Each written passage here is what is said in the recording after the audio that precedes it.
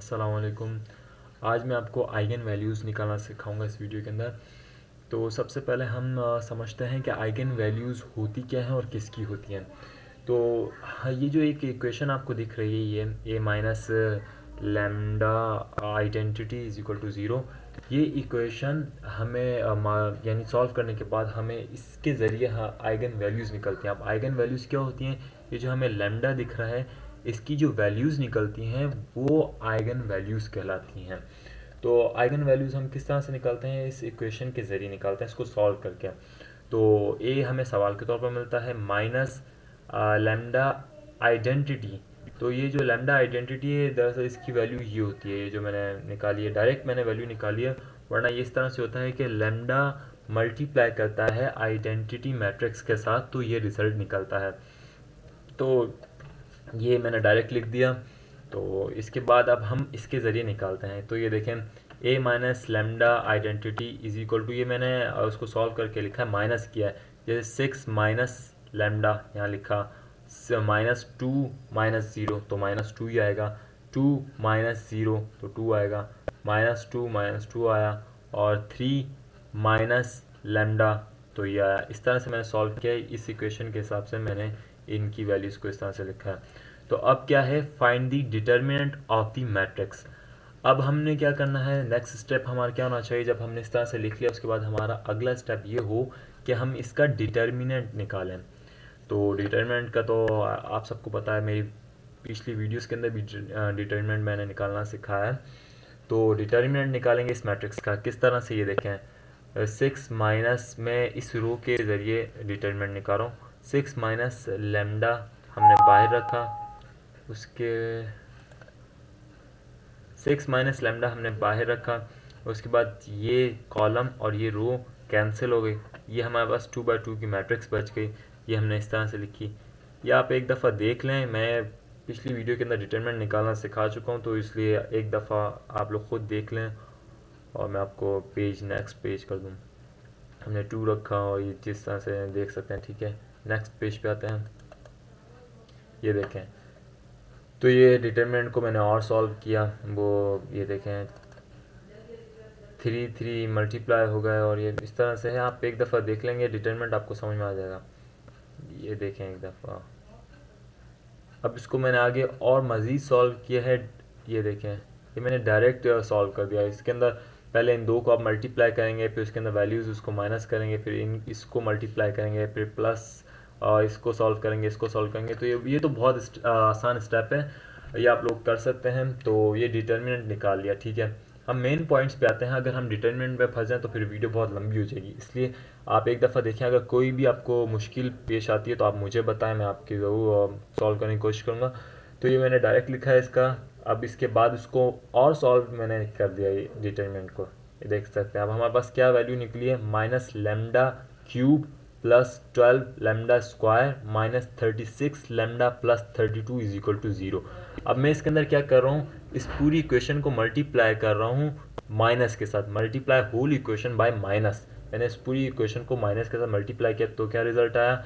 Lambda cube minus 12 lambda square plus 36 lambda minus 32 is equal to 0।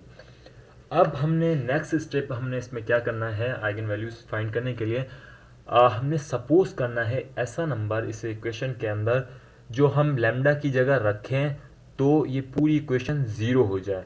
तो आप step by step रख के देखें, ये आपको खुद सोच के करना होगा कि कौन सा नंबर इस पूरी इक्वेशन को ज़ीरो करे।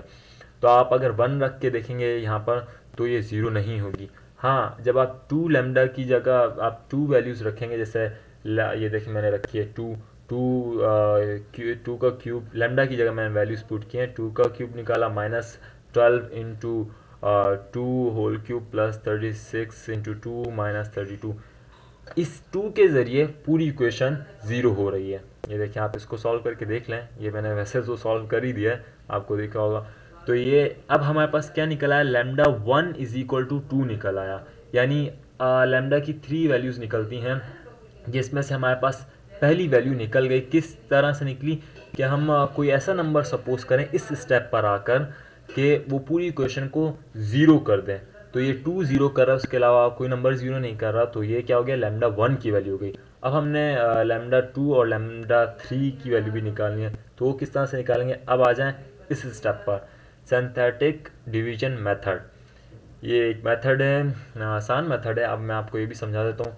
ये देखें, अब हमने क्या करना है स्टेप, ये एरो देखें, दिख रहा है, ये वाली इक्वेशन जो है ना, इसको एक और तरीके से सॉल्व करना है सिंथेटिक डिवीजन मेथड के जरिए। ये देखें, ये एरो जा रहा है। तो अब हमने क्या करना है कि इस लैम्डा से पहले जो भी यानी इसका कांस्टेंट है, हम उस उनको रख रहे हैं, इनके कांस्टेंट को यहाँ पे रख रहे हैं। जैसे लैम्डा क्यूब से पहले कोई भी नहीं है, तो यानी ये 1 सपोज होगा। ये देखिए मैंने 1 ले लिया। और ये लैम्डा स्क्वायर से पहले -12 है, तो मैंने -12 रख दिया। लैम्डा से पहले +36 है, मैंने +36 रख दिया। लास्ट में क्या बच गया, -32, मैंने -32 बच गया।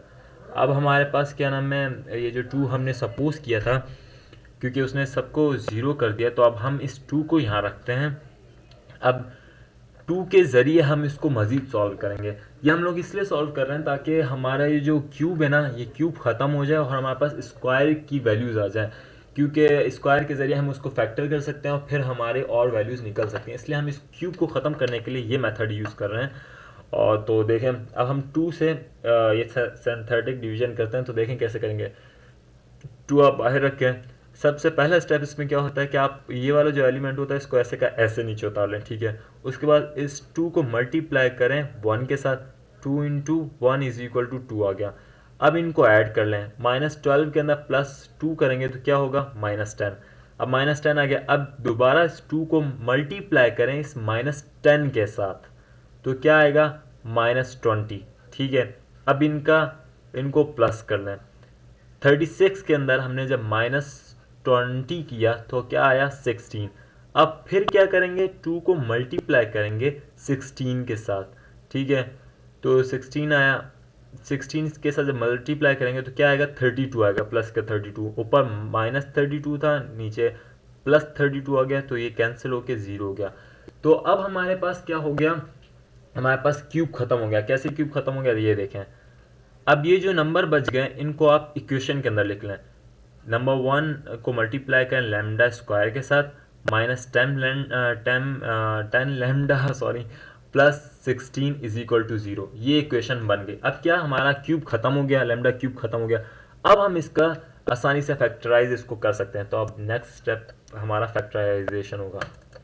ये देखें, find the factor of the equation. अब हमने उस इक्वेशन का वो कर रहे हैं, क्या फाइंड कर रहे हैं, फैक्टर। तो देखें किस तरह से, ये इक्वेशन इस तरह थी, मैंने इसको वो निकाल रहा हूँ फैक्टर। तो देखें, lambda square -8 lambda -2 lambda +16 is equal to 0। ये फैक्टराइजेशन का रूल होता है। वो फैक्टर आई थिंक आप सबको ही आता होगा किस तरह से फैक्टर निकालते हैं। ये देखिए, फिर भी मैं थोड़ा सा आप लोग को बता देता हूँ, हिंट दे देता हूँ। फैक्टर निकालने का तरीका ये होता है कि लैम्डा स्क्वायर से पहले जो नंबर होता है उसको आप मल्टीप्लाई करेंगे इसके साथ, इस कांस्टेंट के साथ, ठीक है। तो ये क्या हो जाएगा, 1 इंटू 16 हो जाएगा। तो फिर उसके बाद 16 आ गया। अब 16 की आप ऐसी मल्टीप्लीकेशन सपोज करें जिसको मल्टीप्लाई, दो नंबर ऐसे सपोज करें जिसको मल्टीप्लाई करें तो आंसर 16 आए, और उनको ऐड करें तो -10 आए। तो ये फैक्टराइजेशन होती है। ये देखें, तो इसके अंदर क्या होगा, अगर 8 को हम मल्टीप्लाई करेंगे 2 के साथ तो क्या आएगा, 16 आएगा।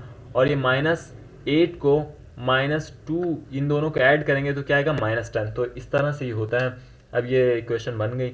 अब इसमें हम क्या कर रहे हैं कि लैम्डा को मैंने बाहर निकाला।